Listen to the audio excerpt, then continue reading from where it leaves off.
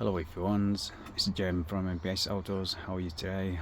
In this video, we would like to share the work that we finished in the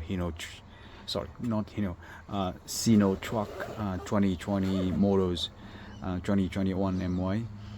So this one we already got another video instruction. Before that, it came with the factory small screen, which is the one here, already been removed, and that one been removed.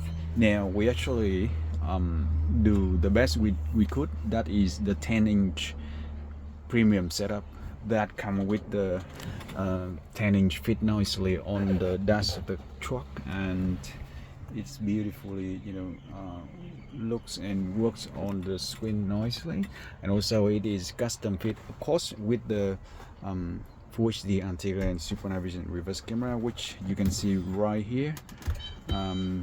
That show the bumper at the back end, okay, the rear bumper at the back end, and the camera definitely is the user one that we use. Beautiful and reliable.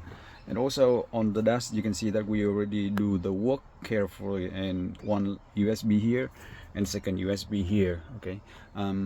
So that's the way we do the job, and currently everything is beautiful. Wireless Carplay, wireless Android Auto nicely, and on the screen that is wireless Android Auto.